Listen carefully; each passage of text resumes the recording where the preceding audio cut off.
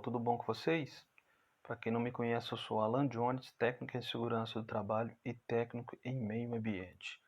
Vocês que têm assistido nossos vídeos e que não se inscreveu ainda, peço para vocês, inscrevam no nosso canal, assim quando a gente colocar os nossos vídeos aqui toda semana, vocês vão receber aí e ficar a parte aí de todos os assuntos relacionados à saúde, segurança do trabalho e meio ambiente. Pessoal, o tema desse vídeo hoje é NR17, ergonomia. Foi sugerido aí pelo nosso colega inscrito no canal, ok? Então trouxemos aqui de uma forma aí bem objetiva e vamos passar um pouquinho então da NR17, onde fala de ergonomia, depois da vinheta.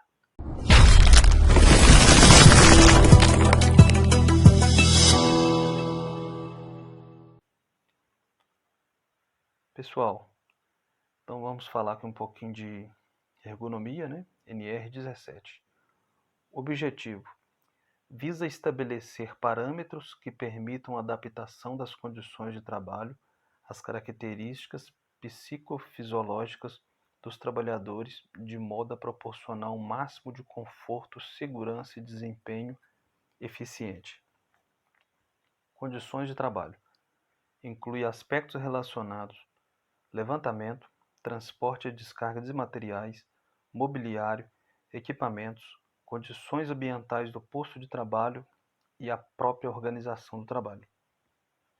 Condições de trabalho: para avaliar a adaptação das condições de trabalho às características psicofisiológicas dos colaboradores, cabe ao empregador realizar a análise ergonômica do trabalho, devendo a mesma abordar, no mínimo, as condições de trabalho, conforme estabelecido nesta norma regulamentadora. Levantamento, transporte e descarga individual de materiais. Definições: transporte manual de cargas: todo transporte no qual o peso da carga é suportado inteiramente por um só trabalhador, compreendendo o levantamento e a disposição da carga. Transporte manual regular de cargas: toda atividade realizada de maneira contínua ou que inclua, mesmo de forma contínua, o transporte manual de cargas. Trabalhador jovem: todo trabalhador com idade inferior a 18 anos e maior de 14 anos. Aqui mostra o posicionamento correto de pegar a carga, né?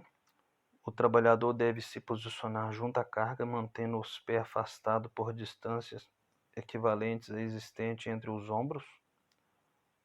A imagem ilustrativa 2 mostra abaixar o tronco, dobrando o joelho, mantendo o pescoço e costa retas.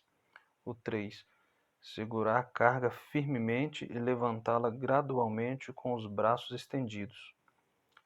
4, ao caminhar, deve aproximar a carga do corpo e mantê-la centralizada entre as pernas. Na última imagem aí a gente vê repetir o processo inverso para colocá-las no chão. Levantamento, transporte e descarga individual de materiais. Não deverá ser exigido nem admitido o transporte manual de cargas por um trabalhador cujo peso seja suscetível de comprometer sua saúde e sua segurança. Todo trabalhador designado para transporte manual regular de cargas, que não as leves, deve receber treinamento ou instruções satisfatórias quanto aos métodos de trabalho que deve utilizar com vista à salvaguarda da sua saúde e prevenir acidentes. Com vista a limitar ou facilitar o transporte manual de cargas, deverão ser usados meios técnicos apropriados. Levantamento, transporte e descarga individual de materiais.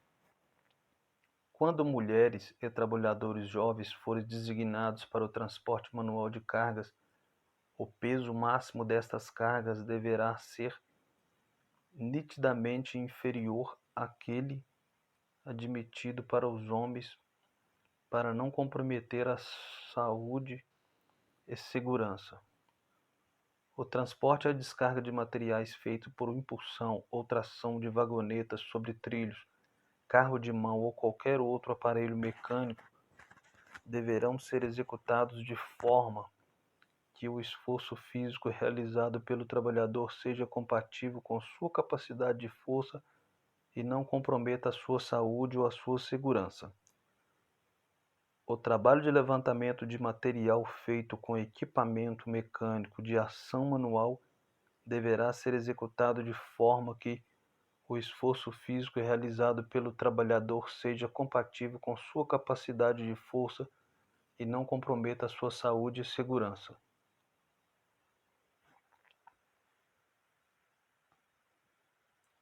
Mobiliário dos postos de trabalho.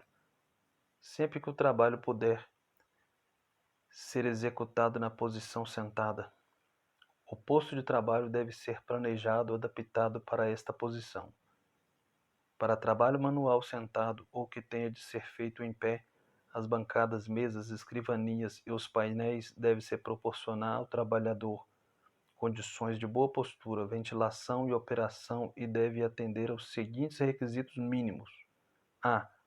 Ter altura e característica da superfície de trabalho compatível com o tipo de atividade, com distância requerida dos olhos ao campo de trabalho e com a altura do assento. B. Ter a área de trabalho de fácil alcance e visualização pelo trabalhador. C.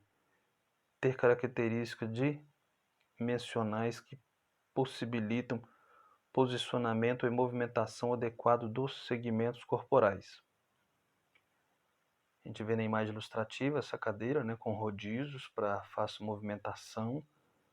É uma cadeira com regulagem no encosto, a coluna está reta. Tem um apoiador de braço e o apoiador para os pés.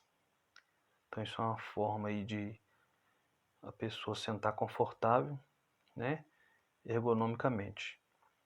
A mobília adaptada ao colaborador. Mobiliário dos postos de trabalho.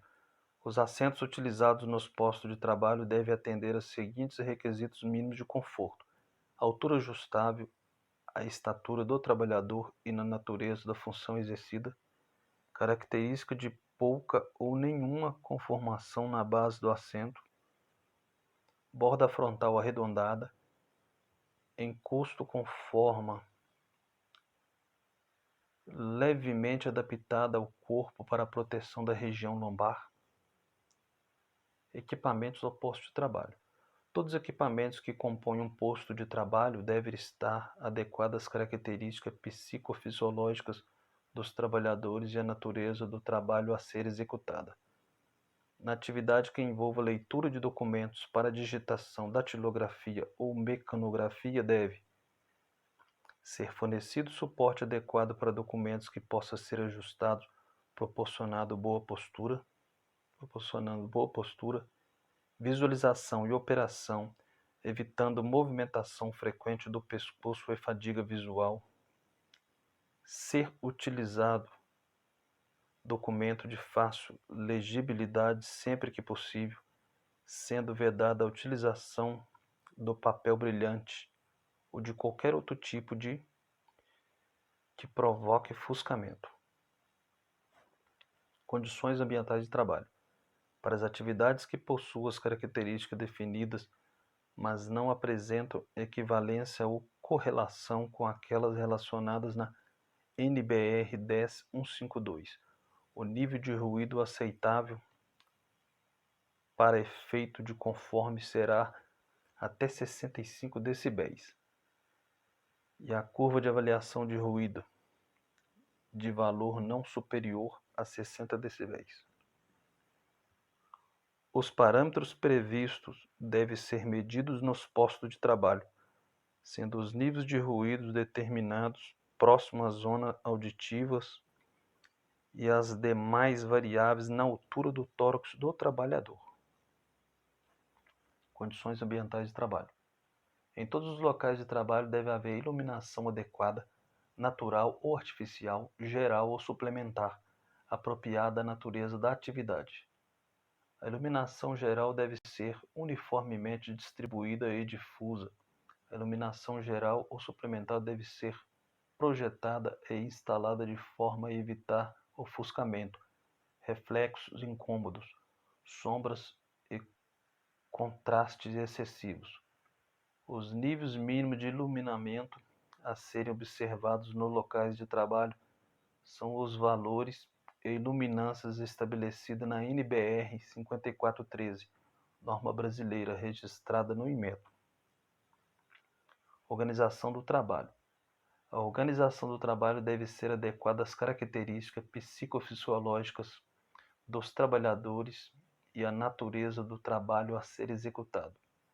A organização do trabalho para efeito desta NR deve ser levar em consideração, no mínimo, as normas de produção, o modo operatório, a exigência de tempo, a determinação do conteúdo de tempo, o ritmo de trabalho, o conteúdo das tarefas. Organização de trabalho.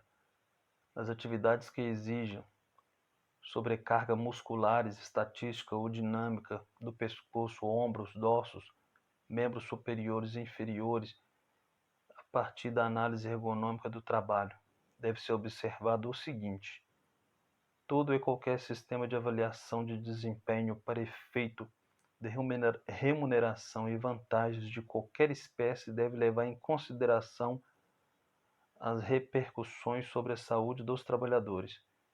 Deve ser incluída pausas de descanso, quando do retorno do trabalho após qualquer tipo de afastamento igual ou superior a 15 dias, a exigência de produção deverá permitir um retorno gradativo aos níveis de produção vigentes na época anterior ao afastamento. Nas atividades de processamento eletrônico de dados, deve-se, salvo o disposto em convenção de acordos coletivos de trabalho, observar o seguinte: o empregador não deve promover qualquer sistema de avaliação dos trabalhadores envolvidos nas atividades de digitação baseando no número individual de toques sobre o teclado, inclusive o automatizado para efeito de remuneração e vantagens de qualquer espécie.